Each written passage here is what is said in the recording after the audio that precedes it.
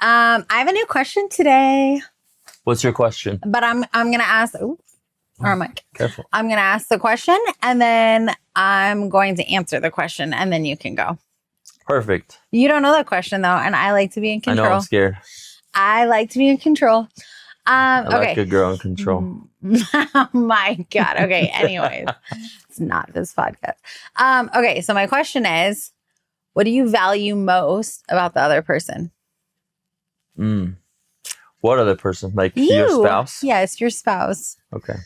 So I'm going to answer first because I had my answer ready. And I was thinking about this morning as I was yelling at you because I was in a grumpy mood and I'm stressed about other things. And you get the brunt of most of my stress. But what I value most about you is like you like know me so well and you know the people around you so well that you're just like the rock. And sometimes that's hard to watch. I'm not going to think about it too much because I will cry. I'm already getting teary. Like the rock, like the people's eyebrow? Yeah. No, but like you are the rock in people's lives. Like you're a loyalist. I'm smudging my makeup because I'm crying. You are you are the loyalist on the Enneagram, but like you are that to a fault sometimes. And I know that like for me, you take so much and you carry so much. And like you let people be them and then you show up and support. And I'm just like so grateful for that. And so I just want to thank you. Like you really do allow people to be themselves and you just love us where we are. And it can be like crazy and messy and intense because it's never a dull moment when you're living with me. I am like someone who's always on fire. I'm hot or cold. There's no in between. And you just like let me have my you just let me have my chaos and you just like show up and support in the chaos. So thank you. Scary. You were It's like that little ball in the thing on Barnyard. They open it up and it's like no all over the place. That's kind of what it is. Like I don't know what it's gonna do. I don't know what it's gonna do. Like I'm like that's me. I'm like a linebacker. Like I don't know what to do. I don't know what to do. Who's the like main character on Barnyard? The cow. The cow? No, I feel like it's like. No, it's the cow. Like his dad dies and he's supposed to protect the farm. Oh, you are totally the cow and I'm the little crazy ball of energy. That describes us perfectly. No, you're really good at that. And you're like, you're literally the strongest person I know. Like, I feel like, you know how when you're a kid and you're like, my dad is cooler than your dad. Well, my dad's stronger. Well, my dad wasn't around, so I don't know. Well, you know, the like sentiment. I am just kidding. Yeah, I know what you're saying. I feel like kick your dad's ass. Yeah, like. And then your dad shows up and the other person's dad is literally the rock. And you're like, never mind. Thanks, son. But like, that's how I feel. I'm like, my husband is definitely stronger than your husband in all ways. Like, I feel that. And like, I know you drive me crazy. But like that's at the core of my being. That's to the world. That's like when I'm with you, I'm kind of a B to you, but like in the world and how I actually see you, you are like the strongest person. Like no one's better. I'm like my husband can build shit better. He's stronger. He's got better calves. And he's definitely more loyal. Like that's something a good friend of mine and I were talking about this week. We pray together over our marriages every Monday. And that's what we were saying. Like both of us were like, no, our husbands are like extremely loyal. Like I've never really worried about you cheating on me or being unfaithful. And that is something that like I can sleep secure at night because of that. So thank you for being you. Yeah. I appreciate you. You're welcome. You're like, she just put my head off and now. I'm like, that wasn't the case 5 minutes ago. Who is this biatch? Like, I don't know who this beautiful specimen of a biatch is. Like, who is this? That is literally like, yeah, no. Marriage is bipolar. Or maybe I am. Okay, go on. Your turn.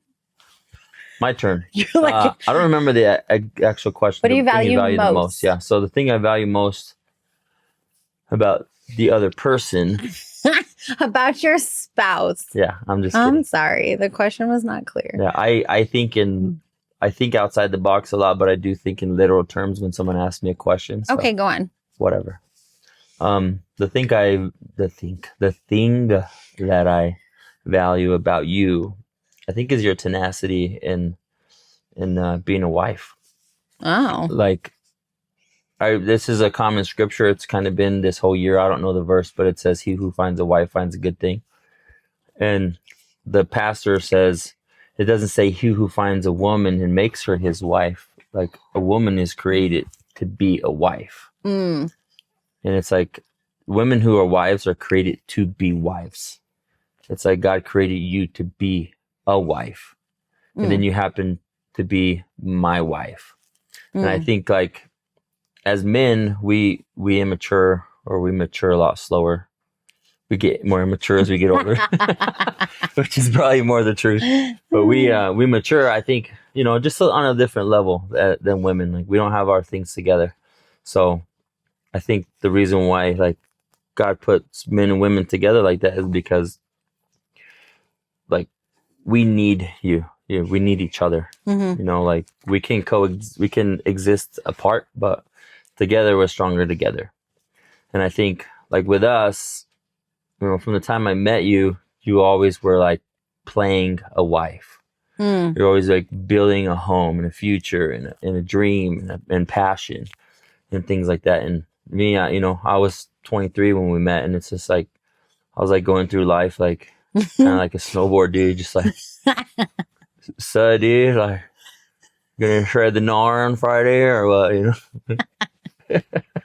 You're not wrong. Like, you're not that's like, literally was my I life. mean, I don't think people see you like that anymore, but like, No, but before, that's literally, you had like etnies when I had when we etnies, I met. had long hair.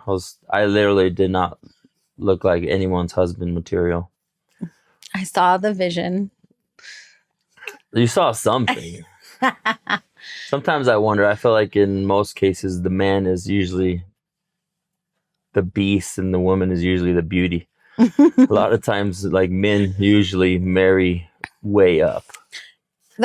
But yeah, to answer my question, I think I value the wife that you bring to the marriage. Like, Well, thank you for saying that. It's interesting because I don't say this out loud ever, but I think that, like, I judge myself a lot. Like, I feel like because I'm a working wife, I think a lot of times you get the least of me. You get my leftovers and not my first and best. And same with being a mom. Like, I feel like sometimes, like, the belief that I have in my head is like, I was not created as wife or mom material. So anywho, but I think that kind of goes into our topic today, or our subject that we wanted to talk about today, because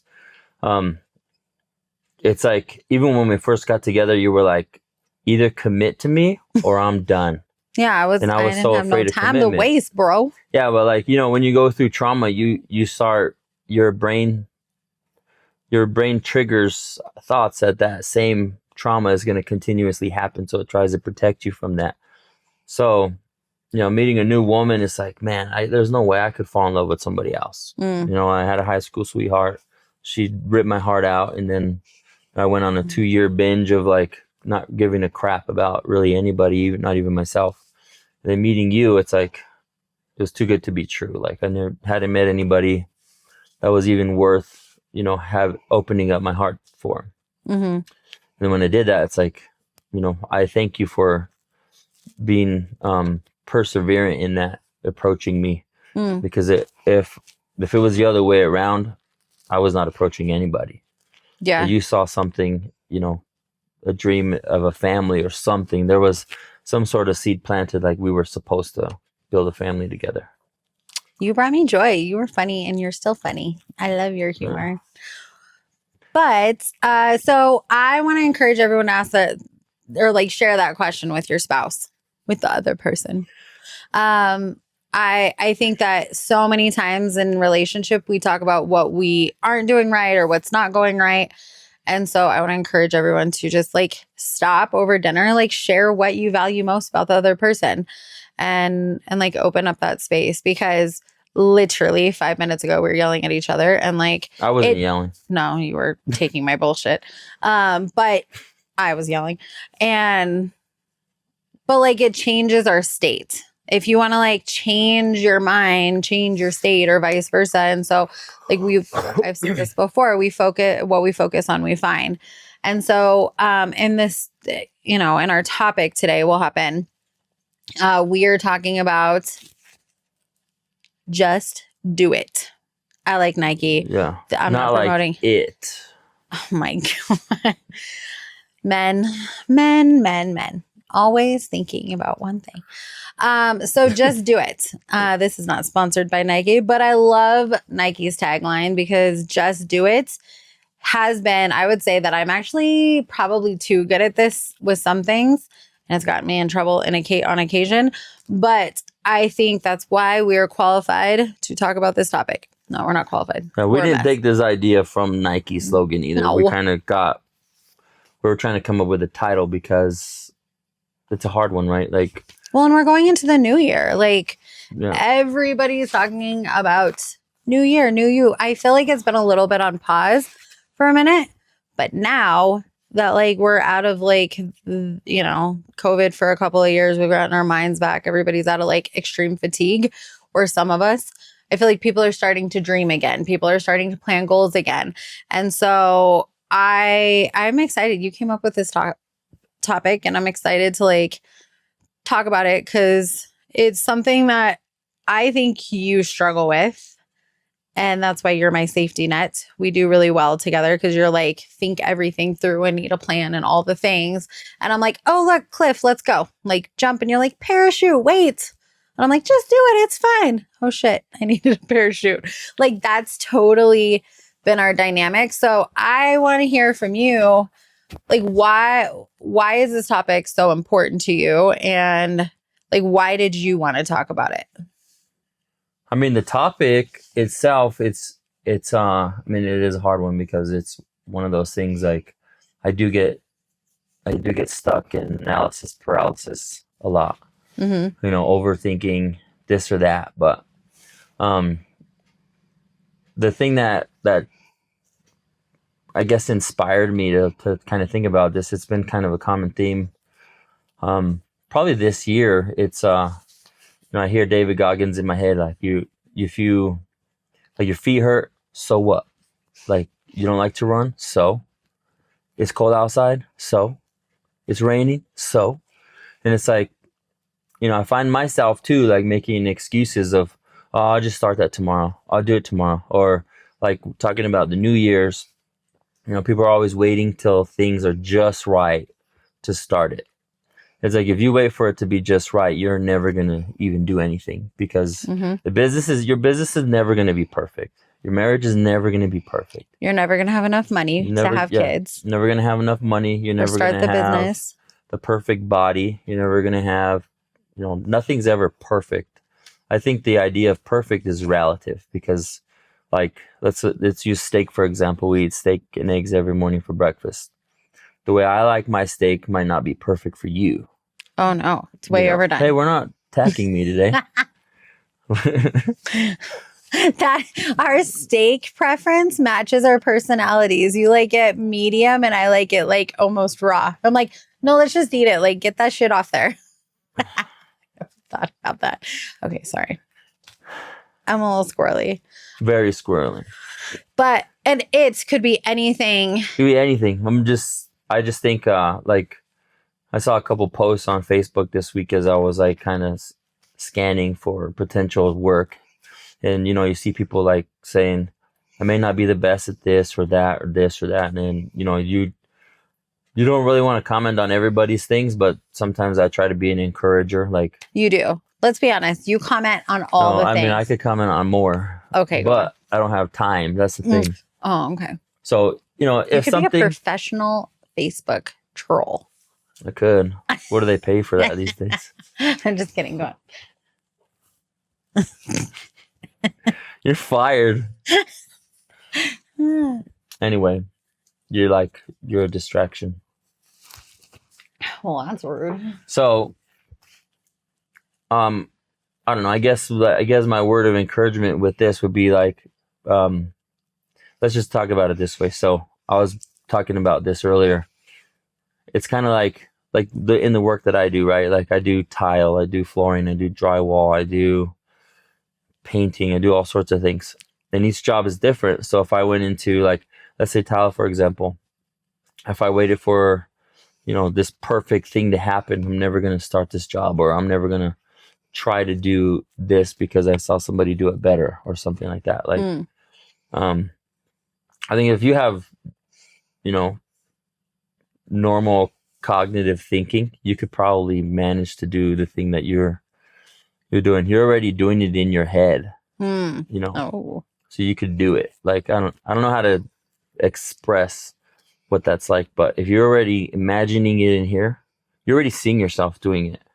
You're watching yourself fail too, which hurts more. So your mind tries to protect you from that pain of failure, but you could already vision yourself doing it in your head. That means you could do it. You have the vision, like you could do it. Well, and a lot of times you don't know until you go, right? Like you figure it out as you go. You like build what's the saying? Like you build the airplane on the way down or whatever. Like Never heard that one. On the way up, something. I probably screwed it up. I'm really good at that. But I think that like that is most dreams die with people because we just don't do it, right? We don't we don't start. So someday is not a day of the week. So if we, if you've thought about putting down, if you have a dream that you're like, oh, someday, like when the kids graduate, when the the moon is aligned with the stars and like all the things are right, I'm going to do it. We want to encourage you to just like take the plunge, at least start, like just see what it would take. And you never know, like most of the time we imagine it being either way easier or harder than it actually is. So we just don't know until we go. And I think there's a lot of times that we put things down on the like, I want to do this. And we're like, well, I can't do it to the fullest amount. And it's funny because when we were talking about this topic, I was thinking about how to have a conversation about this topic in so many words, because we had someone reach out to us on social media and say, hey, I see you have a podcast. It looks pretty amateur. I was like, it is. That's the way we want it to be. Yeah, like we could do all the things. Like I have a million recording studios that we could go to. A million? And literally, like I know. Why do women do that? They're like, I have a bajillion. A million. Not what Dr. Evil. No, it's totally Dr. Evil. What is the saying? It doesn't matter. $1 million. Thank you. Anyway. But it just cracks me up. Like for a hot second, I was like a little bit embarrassed. And then I was like, no, like actually it's okay, because when we started this, we talked about we're not going to invest in someone producing it, but we're not going to invest any more than like the return. And right now we decided that like this, getting our message out is more important than it being perfect. And we use a saying, get Mo. I don't know I would have ever picked this up if it wasn't for you, because you use words like boo, something that like I never foo had. Is not an acronym. Yeah, but well, it could be. We should make an acronym for foo. But like get Mo is good enough to move on. And I would say you and I start most things good enough to move on, because if you wait for it to be perfect, the like perfection, what is that? Perfectionism? Maybe. Is that the word? You're like, if you're a perfectionist, it's actually insecurity. And I remember thinking about that. And like, I've studied this actually a lot. And Greg Rochelle is one of my favorite leadership speakers, but he's the one who created this acronym for good enough to move on. And I think that if you combine Nike's Just Do It and Greg Rochelle's like acronym of Get Mo, then all of a sudden you just get to start, and then you just get to do the thing. In business, we call it MVP, most viable product. And you're just like, or not most, minimal viable product. Sorry, I'm mixing the two, sports and minimal viable product. And you have to look at it and just go, I'm just going to start. I'm just going to do it. And then I'm going to let it be good enough to move on and just keep building on that thing. And honestly, that's exactly what we've done with this podcast. Like, there wasn't a right time to start this. It's been super bumpy. It has not been perfect. We've literally had people be like, so are you guys like still doing it? Like, what happened? We got mad at each other and we like gave up for a second, and we're going to like show up and we're going to keep doing it. And is it embarrassing? And is it hard? Yes. And like, we're going to like choose to do it mad. We're going to, because we made that mistake already. For the record, fighting is not the only reason we didn't do podcasts. No, Like, we were life, traveling. Traveling, No, I would life. say though, no, like it's not the We only maybe reason. missed 2 episodes to record 2 episodes I think because of fighting. I think it's been more, but No, it's because you were mad, maybe. probably. But I didn't know. Probably. But I think that like when you step out to like do the thing that you're called to do, or when you step out to do the thing that is scary, a lot of times you kind of get like hit, and you kind of like all of this stuff You get hit, Mo. Not get Mo, you get hit, Mo. literally like knocked on your ass. I think that like a lot of times we'll step out and then it gets hard, and so we just give up. And I think that's why you just have to keep going. Like, that's something that you and I have had to face this last couple months. Is it doesn't matter if it's hard. You just have to keep going. You just have to do it, and you just have to keep doing it.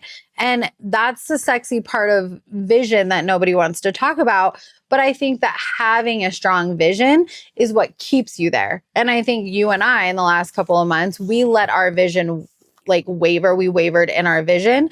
And instead of focusing on the vision, that we like focused on the problem. And I think that's something that like I want to stand against. And like, we haven't done a good job of that the last couple of months, but I think it's an opportunity to talk about that. Like, strong vision. We started the podcast with talking about the power of vision. And then like you and I didn't use it, and we ended up where we were the last few weeks.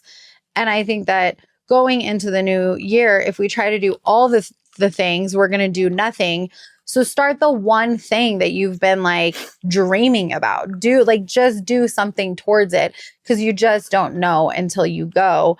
And I think that's actually where life happens. And everyone wants to talk about how, oh, if you're on purpose, things just work. No, bitch. I'm sorry. No, they don't just work. Shit gets hard, and you have to keep just doing it and going. And like, it's like the Bible verse, faith without works is dead, right? Yes. Like God. And works without faith is dead. Yeah, it's like you keep praying to God. Like, there's that story, you pray, God, there's a flood, and the guy's stuck on the roof, and he keeps praying for God to save him, and boats keep coming, and he's like, nah, I'm waiting for God. It's like, dude, like, God shows up in way more ways than just himself and his presence. Like, that's why we're a vessel. He uses us to help other people. Yeah, like very rarely in like all of my communities, never have I ever heard someone be like, yeah, the angel came down and like personally rescued me. Jesus actually like walked out and rescued me. No, it's always like the person. And I don't know, like, I might offend some people with this, but I really hate it when people are like, I'm waiting on God. I've probably said this because it's one of my pet peeves. And I'm like, rarely do we wait on God. Usually God's like, and then they'll be like, I'm waiting on God, but he's not speaking. I'm like, cause he already said it. Go do the thing. It's it. Did you listen? The dumb thing about that too, and this might offend some people, but it's okay. I'm getting small wings when I go to heaven anyway. People haven't learned that about me yet. But anyway, in the Bible, it says he goes in front of you to pave the way. So why are you waiting for him? He's already there. Yeah. You know, another thing I keep thinking about while we're talking about this, and I don't mean to cut you off, but I think it's a great point that I need to I feel like I need to get it out. Do it. Like, the whole idea of just do it, or this or that, or waiting, or I would first encourage people to quit reading about it. Oh. You know, like I do this a lot. Like, I want to learn something new, or like I'm learning NLP. and I watched probably every YouTube video out there, went through a ton of courses, but instead of practicing it, I'm only doing information. I'm just sucking in a bunch of information, but it does nothing. Like, quit reading about it, quit thinking about it, quit talking about it. Like, be about it, do it, get mo. Anyway, but another thing, the main point I was going to get across was kind of with all those things is like, in life, we're taking chances on all this other bullcrap that's really nonsense. Like, when are you going to take a chance on yourself? Oof. You know, like, take a chance on yourself. Like, go out on a limb for yourself. Cheer for yourself. Be a cheerleader for yourself. It's like the whole saying, you can't give from an empty bucket. Well, if you don't believe in yourself, why should anybody else around you believe in you? Or if you don't believe in yourself, like, why would you even move? Like, you're in paralysis because you don't believe in yourself, or you're too worried about. I was doing a study on mind traps this week, and one of them was like, what was it? Like, not handicap, but like paralysis. Something about paralysis is like, you don't move because, you know, the mind trap is like, you walk into a room and you assume everyone is like concerned that you showed up late, or that look at what you're wearing, or this or that. It's like, nobody really cares. Like, at the end of the day, nobody really cares what you're wearing. They don't care how you walked in the door. They really don't care how your hair looks. Like, they don't care what outfit you're wearing. Like, people are really more tied up in themselves. And if they're insecure, that's when they care about what you're doing. But, like, do it anyway. It's like, you're not good at that? Do it anyway. Like, is that what you want to do? Do it anyway. Like, do it until you're good. Who is it? Like Walt Disney pitched his idea to like 300, something like that, studios. And they all told him he had no imagination. Imagine if he gave up on himself. You know, he took a chance on himself and he kept chasing his dream. So, I don't know. I think that's just a big one. Like, take a chance on yourself. And sometimes I, like, you know, that's a struggle. What does it mean? Because, like, I feel like I'm in a battle with that right now. It's like, well, what's the next step for me? Where could I take a chance on myself? Yeah. Just keep showing up. I'm proud of you for saying that. When you said it, I was shocked because you do get stuck in that. And so but you've done a great job challenging yourself in that this last year. Like, just even with the podcast, like, you're like, I don't have anything great to say. I don't this, I don't that. And we're like, do it anyways. Like, yeah, and that's why I'm like, we're gonna do it. Like, do I like the way I look on camera? No. You like how you sound though. You just listen to your voice every night. It's like a stallion speaking to the world. Oh my. No, yeah. But all those things, right? Like, I'm sure there's not a single person on earth. Like, even let's say one of the most famous people in the world, The Rock or Mark Wahlberg or Kevin Hart, like, when these guys see themselves at their movie premieres, they're probably like, oh, God, that's what I look like. Like, The Rock, like, sees his little beady head on the screen, his big old giant body. He's probably like, is that what the people's champ looks like? You know what I mean? No, maybe not. Like, I mean, there's probably some people out there, but I'm sure deep down inside, like, we all hold it a little bit of a judgment for ourselves. Like, we see The Rock and we're like, man, that guy's incredible. Look at, like, action star, like, came from being a wrestler. I used to watch him being a wrestler, and, you know, just watching him his whole career, my whole life, pretty much. Same thing, Mark Wahlberg, being a rapper, you know, little punk kid, to now, like, he even, like, you know, seems like you get a movie where you're a pastor and then they start professing about Christ, you know, which is great. Like, you know, Mark Wahlberg starts talking about promoting biblical things now. Oh, I didn't know that. I was like, what is he But you see, no, that's beyond the idea of what I'm saying now. But, you know, you see all these guys and we think they're great, and they're, you know, this is why they make the big bucks, because we're attracted to their persona and the things that they're willing to take a chance on themselves with. But we're just spectators on that side, you know. But, you know, if I was to wait until, you know, I had the perfect body, or, you know, I got hair plugs, or, or I had like the best beard, or you could get some filler in your jaw. No. If it wasn't for you, this would be gone. Whatever. I'm just Okay. kidding. Anyways, so regardless of how terrible you look or how terrible you think your voice sounds, do it anyways, is what you're saying. Well, that's what I'm doing, but Mhm. it's because of those things. You don't look terrible, by the way. Well, As I'm saying. those things with me, you know. But somebody else, it might be like, you know, like if you're too tall or too short or too fat or too skinny or too poor. I don't think anyone has a problem being too rich, but Oh, no, for sure. People like, I mean, I work with I'm sure it creates some sort of insecurity, but no one's like, wealth. no one's sitting there like, I'm just too rich, you know. Well, I think Like I think problems come with no, but it, like but people like really, you know, I work with the entertainment industry and it's really hard for them to open up in relationship because they feel like they're being used. So is it like I'm too rich? No, but like there's a because I have a lot lot of resources. there. Yeah, people use get them. advantage, yeah. Like it's really sad. It's really hard for them to build honest and raw relationships. I think that like if there's a problem, it doesn't matter your economic status. You have those challenges no matter what. Like the human experience, you're going to have those challenges, which is why you have to have a strong vision and you have to have a reason why. Like, you know, what I told the guy who reached out was thank you for, you know, sharing what you do with us. But we're, you know, we're okay with where we're at. And we care more about the message than we do how we look. Like, and I honestly, that's a huge step for me because I was a model growing up and it's the aesthetic and how everything looks is something that I stress a lot about.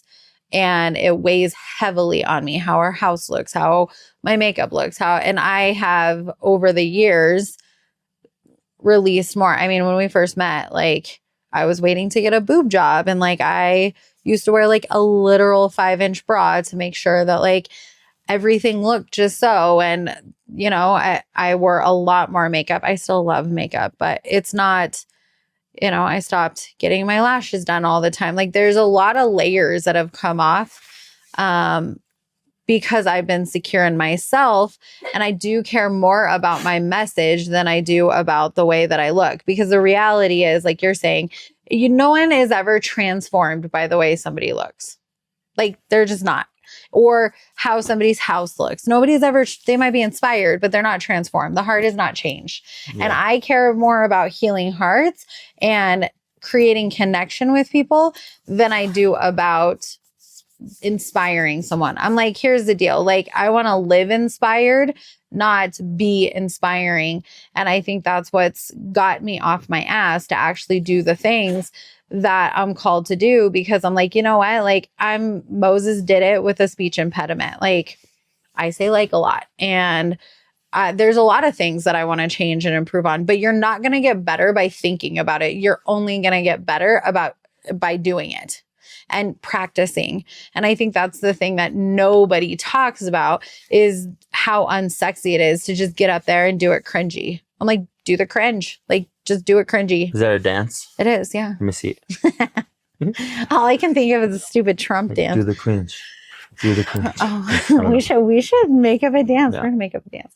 But you know, it is intimidating. Like, is our podcast cringy? Maybe. But there's the one. I do it for the one. I've heard many cringy podcasts and many cringy people on social media or doing their first keynote. And is it perfect? No, but like, can you take something away from it? Totally. So it's better done than perfect. Les Brown said this, and I have it taped to the windshield of my truck.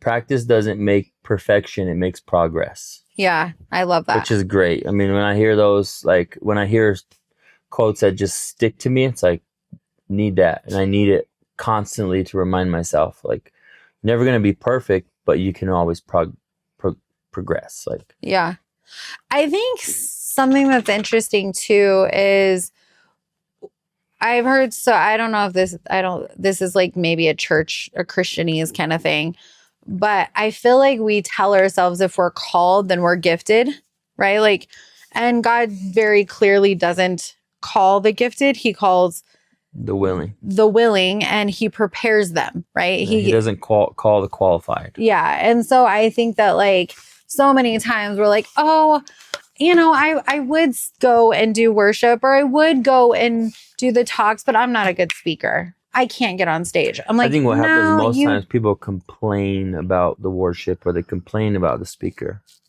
but they're not doing it. Don't you think though, that I'm totally guilty of this. I am so hard on speakers, and it's because I want to grow as a speaker. I speak now. It is so uncomfortable for me. I hate it. Every time I get up there, I'm super stressed. If it's a small room, it's fine. But I'm talking like 5,000 people, 1,000 people. I get really nervous. And I am not someone who can over prepare. If I over prepare, I get in my head. And so I have to just do it. I have to like have my outline, have it like there. And then I'm not good at scripts yet. I'm working on it. But I just am better with improv. I'm a better facilitator than I am a teacher.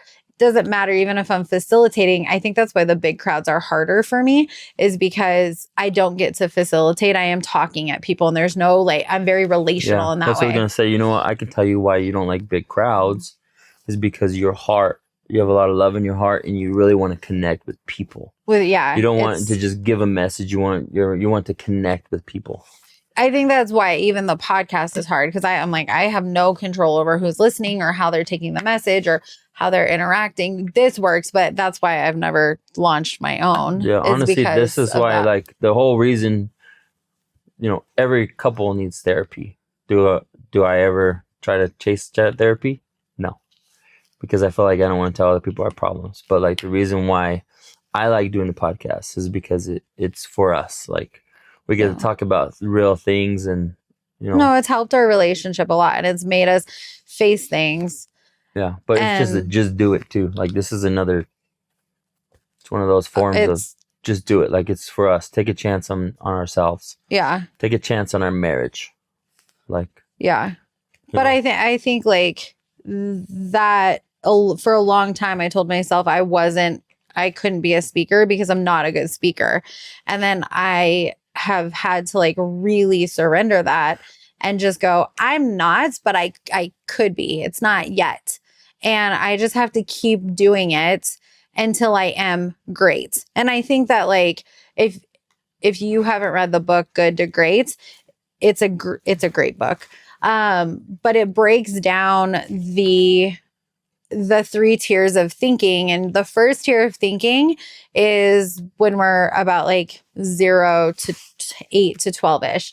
And that type of like thinking, years old, 8 to 12 years old.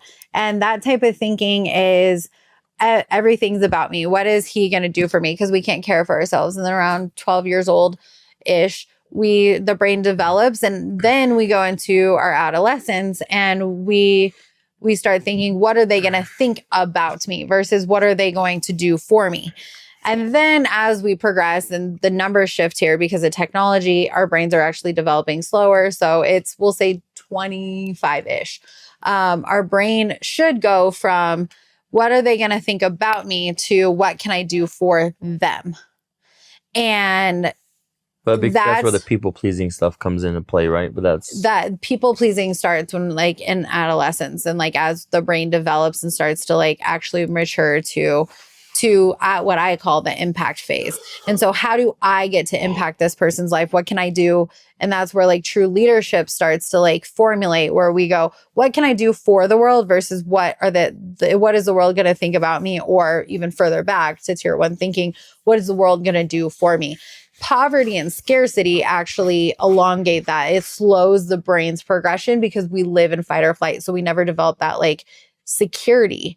But I think doing things, the interesting thing to me is we wait to do the thing because we're not confident. But what we don't realize is we would gain the confidence if we just start the thing. Yeah, you have to have small wins to gain Small wins. confidence. Like just start it. Like make your bed in the morning. Until you're confident. Just do the thing until you're confident versus waiting till you're enough. Waiting till I'm like, do it because you were created as enough versus waiting until you're enough. And I think that is something that's really helped me is I'm just like, you need those like core beliefs that challenge the like insecure thoughts to just do the thing, or you need the vision to be like, I know I suck at this. I know it's cringe AF, but like, I'm just going to do the thing. I'm just going to go for it because if I don't, I'm never going to get good at it. And I'm always going to be cringe, or it's going to go to the grave with me. And I think that's something that like gets me out of bed and doing the stuff that I don't want to do. And it's hard, like it's hard, but hard is good. I think that we've downplayed the value of hard, like just do the hard thing, because sitting in bed and not accomplishing your dreams and your goals is also hard, but getting out and being insecure is also hard. Like choose your hard and just start. But choose a hard that creates momentum and creates movement. That pushes you towards greatness and your dreams. That is way less uncomfortable because, well, it's uncomfortable to like go after the thing, but like it's in pursuit of something. And so you start to gain this confidence because you're like, at least I'm in the trenches. At least I'm like moving towards it versus just, I feel like I'm feeling this way in my fitness right now because we've been really struggling there. I think I've just like, it's just like a shame loop. Like, I'm like, another day, like, I'm not doing the stuff. Like, I'm going to eat the cookie. I'm going to do the thing. And it's really challenging to be in that place. Like, I literally just feel like a piece of shit all the time. I'm just like, I'm literally never going to get out of this. Well, you don't feel like a piece of shit at all. I'm just like so down on myself in that area because I'm just not doing anything, where if we were actually going after it and getting up, I think I would feel different because we were doing that for a long time. Right. Yeah. And so that feeling is way worse than the fear of going after something. So that's why we are building out a home gym kind of because of that reason, just to create convenience. Honestly, it's not about convenience. It is a little bit, but it's not. Well, now there is no excuses now. Well, there's always an excuse. I want it because I want to be able, like, honest truth. It's not for convenience. Honestly, there's a piece of convenience. It's more about maximizing my time. And I think this totally goes with the conversation. I want to be really clear here. Your dreams are never convenient. And so it's not about the convenience. It's about being able to put on worship music. It's about being able to like get in my space, focus on my form, and like close everything else out. Like in every area of my life, I have so many people to deal with, so many voices, so many needs. And in the gym, I just need like me and God, me and myself. I need to focus on my form. I need to be able to like close my eyes. It's the one thing that I've been really missing. Like when we went to the gym in Westminster, I would go into the cycle room because no one was in there at 4 a.m. and I would just close my eyes and ride. And I could like get out of my head and like really dip into my body and just be very connected either to me or spiritually. And I haven't been able to get that because the gym we go to like literally has you on display. Lifetime like thinks everyone wants to feel like a freaking influencer working out. And it's beautiful and it's great and it's all the things, but it's still highly distracting. And so like the dream for me for the home gym and like building out the sauna and, you built me a beautiful cold plunge is like actually being able to have that time with God and being able to like dip in. And that's been a hard dream. It's honestly that dream of building that out has been hard to invest in because it's freaking pricey and we have all the excuses, but it's something we've talked about for years. Yeah. Don't you think like that's actually like a just do it moment? Just invest in your health. Just do it. Yeah. That's why. So like slow roast of the freaking subscription is a lot easier, even though you spend more over time, like biting the bullet and actually spending those large numbers to build out these really incredible things has been hard. And that's been like definitely a just do it moment also. Mm-hmm. More for you than me, but no, I'm just kidding. Yeah, I mean, it's, it's growth. It's all good. For me, it's a process, but take a chance on myself, trust that God is, putting these things in front of you for a reason, and outweigh. I still think about if it's good or bad. I never just jump into anything. I do have to kind of outweigh it. But do we have any closing thoughts? Well, obviously, just do it. Get clear on the one thing. Because again, if you try to focus on everything, you'll do nothing. And the whole new year, new me is overwhelming and you can't change everything about you. You're not broken and you don't need to change everything. Just choose the one thing that like actually you might be most afraid of, but like you know that you're supposed to do. And if you don't know that, then like take the time to get clear on it and ask yourself the deeper questions. And if maybe we'll post those. We'll post our year-end wrap-up questions that we ask ourselves underneath a few of them and in the show notes. And because you do really have to like look back to look forward. And so get clear and then just do the thing that like you're afraid to do. Just do it. Our topic, just do it. Get Mo. Get Mo. Good enough to move train of thought. I on. had something that was going to be a killer. It's going to mic drop. All right, think about it. I'll be quiet. No, it's okay. If I remember, because it'll take too much time for me to think about it. I was trying to focus on what you were saying, and then something hit me, and then, I guess closing thought. Man, what was I going to say? That's probably a lie. That's why I can't remember it. All right, what's your closing thought? That's what was my closing thought. I had it, but then I was trying to listen to what you were saying. But oh man, what was it? I'm gonna have to post it on the show notes, but man, that's brutal that I don't remember. Do you have any other closing thoughts? No, it was a good one. It was a bombshell. But anyway, I think just take a chance on yourself, take a leap. Don't. Oh, so what I was gonna say, I got it. So, the whole thing about do it today. Start the thing. Do it. Is don't wait until things are just perfect to get started, because you'll never regret the things that you tried. Like if you don't try it, you're gonna regret all the things that you didn't try. That's where regret comes from. I think is, oh, I should have done this. I should have done that. I should have done this. Like with me, one of my biggest regrets is really like doing football to the fullest extent in high school. Like I was really fast. I was really strong. Like I could have been probably a really, really good athlete in high school. Mm-hmm. But I was given an opportunity to quit and I did. And it was somebody else who killed my dream. And I led them.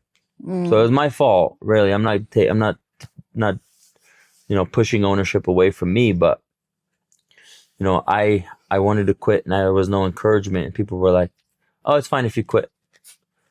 So those are the things that you regret, is the things that you don't take a chance on yourself on. Like obviously don't try drugs and don't try, sleeping around, and like don't try things that are morally wrong or unhealthy. I don't think that's our audience, but maybe. You know what I mean? I'm saying that like, okay, if there's infidelity in 1 out of 3 marriages, or okay, all right. You know what I'm saying? It's a common thing. Sexual sin exists because sexual sin exists.